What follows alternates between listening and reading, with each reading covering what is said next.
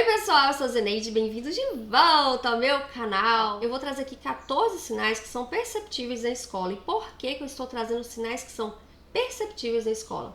Porque o profissional da educação, ele tem um papel fundamental, tanto para encaminhar essa criança para fazer um diagnóstico precoce, uma intervenção precoce, seja para aquele médico também utilizar o relatório da escola e perceber, naquele ambiente essa criança tem prejuízo nisso, prejuízo naquela outra habilidade, mas tem habilidade aqui ou ali. Ou seja, é importante que você conheça para que na hora de você fazer um relatório seja bem pontual, bem objetivo e coloque aquilo que a criança ou tem de dificuldade ou tem de habilidade e quais são esses prejuízos, porque esses sinais aqui são sinais de alerta e eles não podem passar despercebidos, porque com eles você pode ajudar muito, de verdade, uma criança. Bora lá para esses 14 sinais. Eu tô olhando para uma colinha aqui porque essa colinha eu vou deixar para vocês de PDF, aqui são 3 PDFs bem bonitinho, vou deixar aqui abaixo para vocês depois fazer um download só para vocês terem uma ideia, pegar os cardzinhos, pode utilizar numa reunião,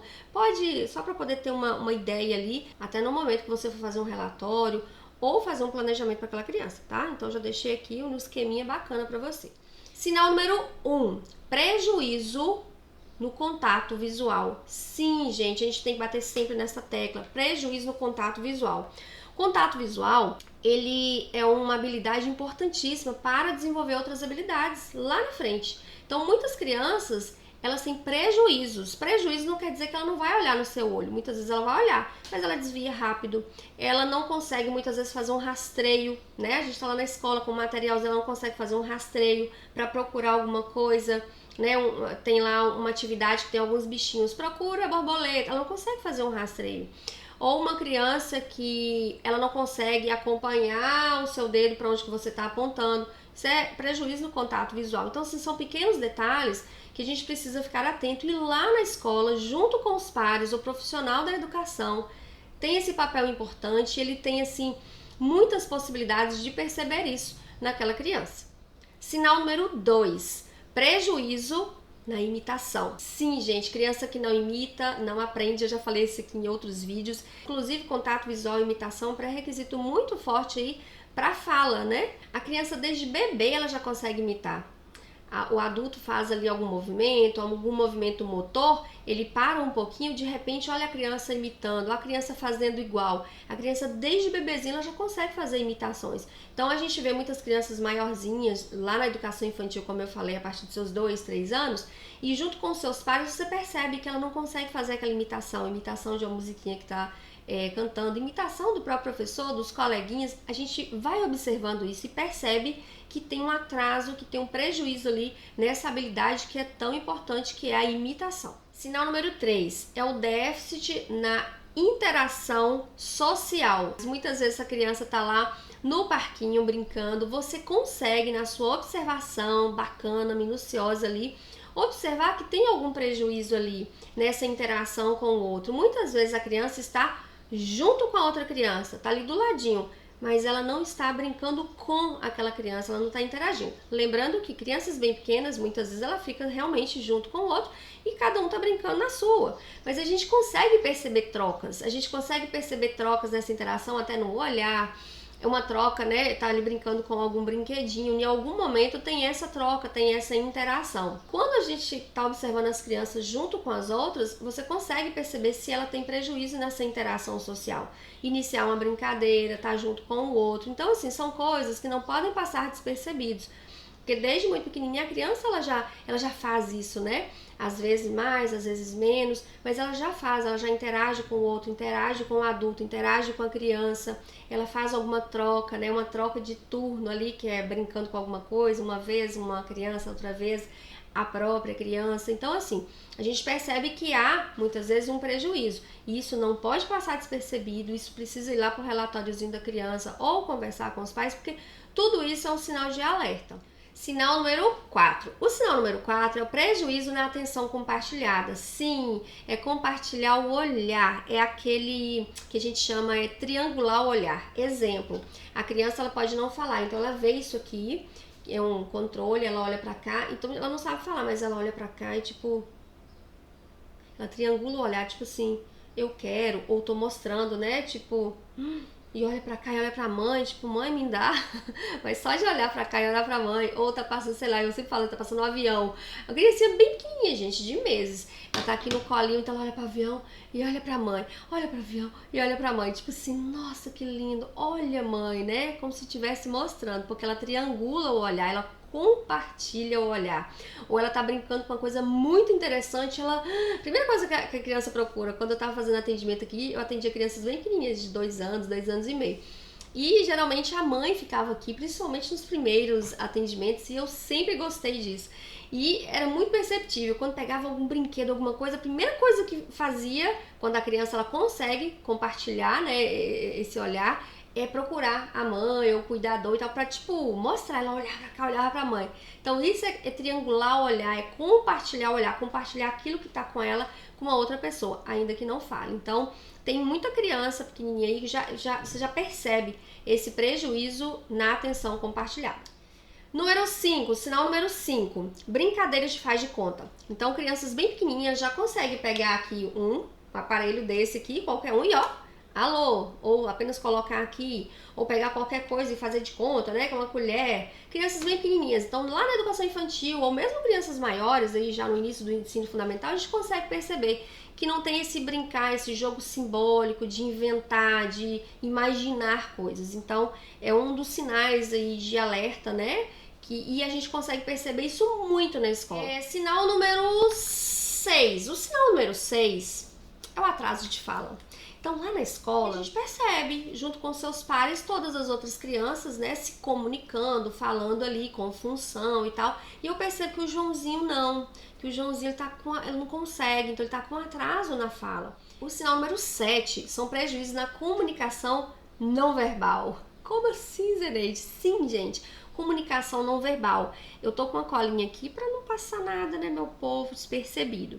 A comunicação não verbal, assim, são várias coisas. Sabe aquela criança, ela não fala, mas ela consegue se comunicar através, ela consegue apontar, ela consegue te mostrar alguma coisa, ela consegue compreender aquele gesto, aquela carinha ali de tristeza ou de alegria. E muitas vezes a criança ela não consegue compreender essas expressões faciais, ela tem dificuldades nisso, sabe? De perceber que o outro não tá gostando daquilo. E ela não consegue também se fazer compreendida, né? Através dos seus gestos. Então, sinal número 8. Esse aqui, gente, é um clássico, assim, porque as famílias também, acho que quase que um dos primeiros sinais, quando a criança vai crescendo um pouquinho e a família começa a ficar preocupada.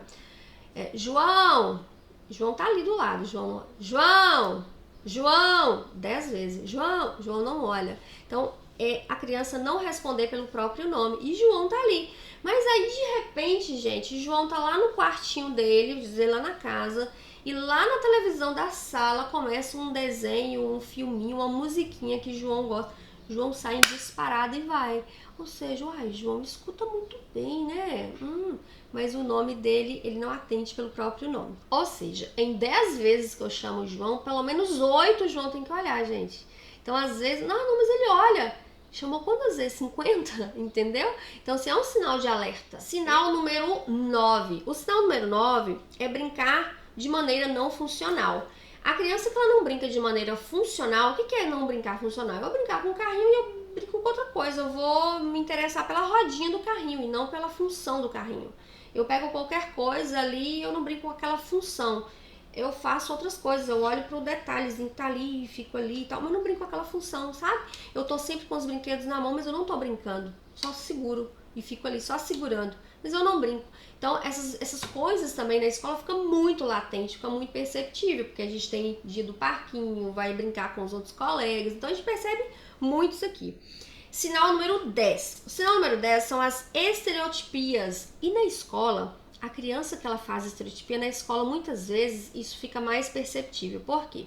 Porque na escola tem coisas que ela se alegra mais ou se estressa mais, porque tem outras pessoas, tem outros barulhos, tem outras situações, a rotina é um pouco diferente.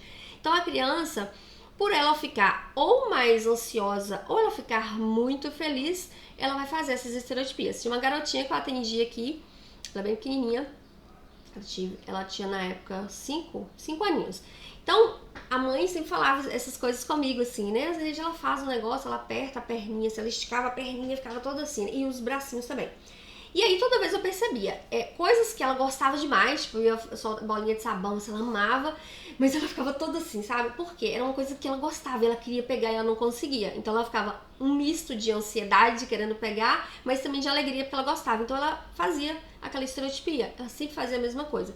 Ou tem crianças que ficam muito estressadas, ela começa, ou balança muito, ou tá feliz, ou porque tá estressado.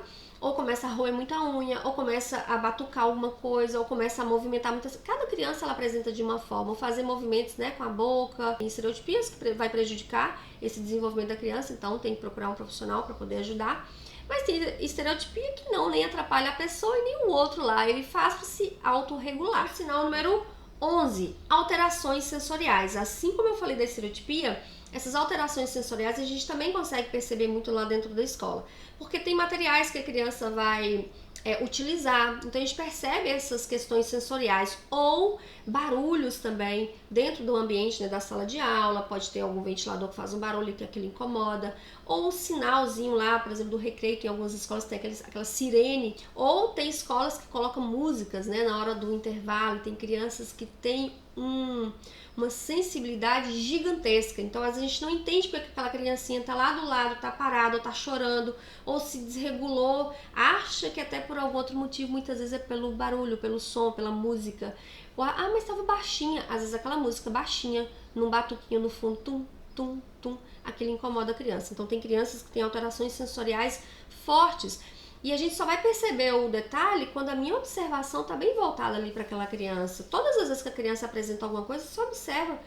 Todas as vezes, quando que acontece isso? Todas as vezes que vai pro recreio, todas as vezes que liga um som, todas as vezes que fala no microfone. Então você vai percebendo algumas alterações sensoriais. Sinal número 12 é a rigidez e inflexibilidade cognitiva, que é isso, né, de nome gigante. E vai perceber muito isso na escola, quando a criança... Vamos pensar que na educação infantil, que tem parquinho, né? Que tem o dia do parquinho, vai lá para aqueles brinquedinhos, e a criança tem uma dificuldade imensa de mudar de um brinquedo para o outro, de mudar que aquela brincadeira acabou e tem que voltar para a sala de aula, ou tem que ir para um outro espaço. Então a gente percebe essa criança ficando muito irritada, chorando, gritando, se jogando no chão, porque ela tem uma rigidez, uma inflexibilidade, ela tem dificuldades de passar de uma atividade para outra, de parar. Ela está no ambiente e ir para um outro ambiente, então ela tem dificuldades nisso. Caminhando para o fim, o sinal número 13 são interesses restritos e hiperfoco. Os interesses restritos, a gente percebe que tem muita criança, fulaninha tem um foco muito grande ali em letra e número, né? Ela tem um interesse restrito, letra e número, ela adora aquilo ali, ela ama.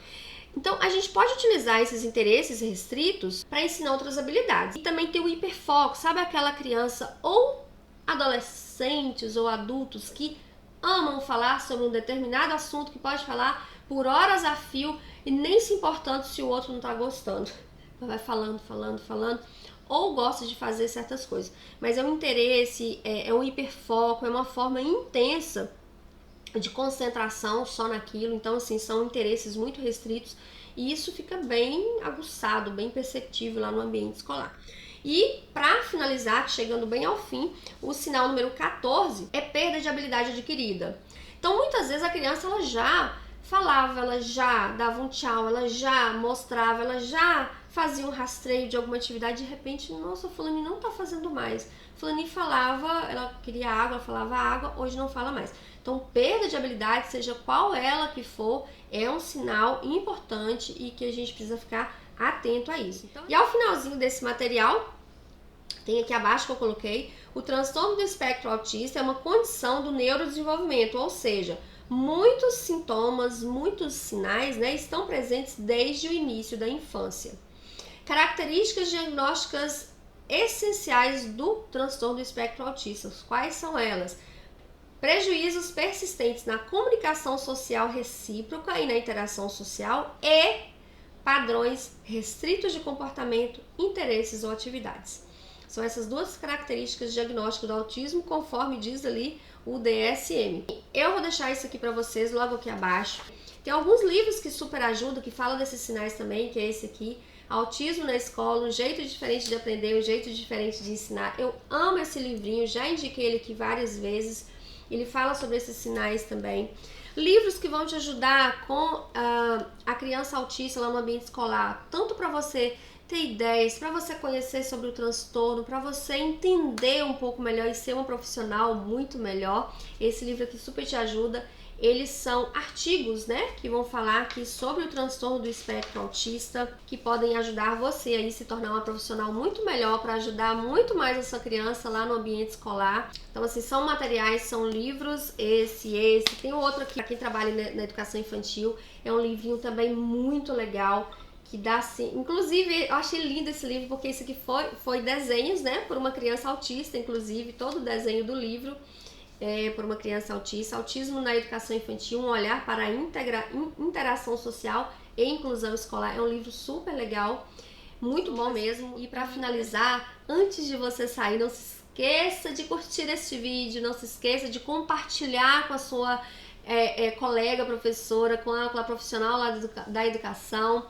E não se esqueça de se inscrever no canal e ativar o sininho para que você sempre tenha as notificações dos vídeos novos por aqui, tudo bem? Então, ó, baixo aqui na descrição do vídeo, tem tudo isso que eu falei, os livros, tem o PDF que eu vou deixar aqui abaixo, tem também outras indicações que eu deixo. Gente, eu deixo um monte de coisa aqui na descrição, viu? Então, olhe tudo que tem aqui, eu dou indicação aqui de vários outros livros, tá tudo aqui, tá? De cursos que eu tenho também.